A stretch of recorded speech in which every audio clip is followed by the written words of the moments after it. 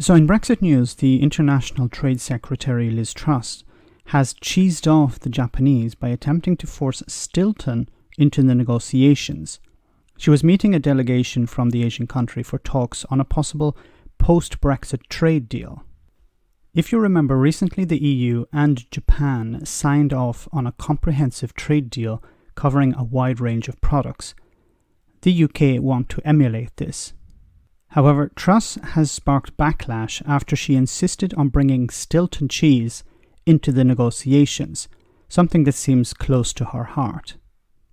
The two sides were on the cusp of an agreement in London last week, with the end of August looking very much like a possibility.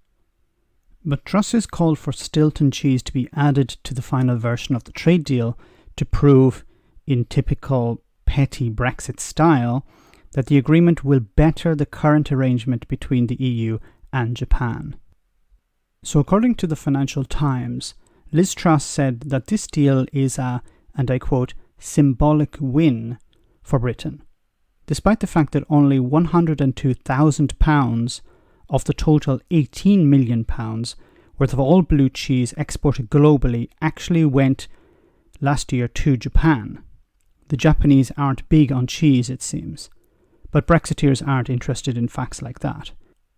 The EU and Japan signed a deal last year, and in that deal it would see the 29% tariffs on hard cheeses ending by the year 2033, while there will only be duty-free access on an agreed tariff for blue cheese, such as Stilton, by that year. Truss has shown her passion for British cheese's place in the international markets before.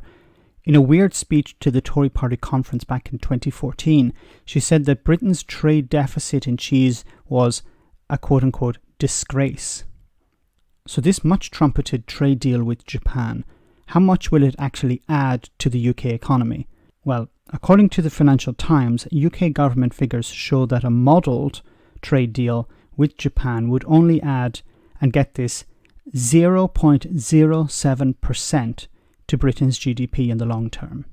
Now compare this to the loss of 5%, not 0.5%, a full 5% of GDP growth associated with the UK leaving the EU single market and the customs union. This, of course, will be viewed as a victory by Brexiteers. We lost 5% of GDP, but we gained 0.07%. It is always about sticking it to the EU. It's quite sad to see a country inflict pain upon itself in this way. Brexit, as we all know, is going to be bad for the British people, not British politicians and not the owner class. They will do quite well out of this. Compare this with the sugar story I uploaded recently, and you can see how Brexit is good for a very small minority while terrible for everyone else. Let me know in the comment section, guys, what you think. As always, your comments are greatly appreciated. Thanks a lot. Why not become a Patreon and enjoy access to our Discord server where we share news, chat, and have some fun? If you become a patron, you can also make video suggestions on topics that are important to you. Check it out via the link in the description.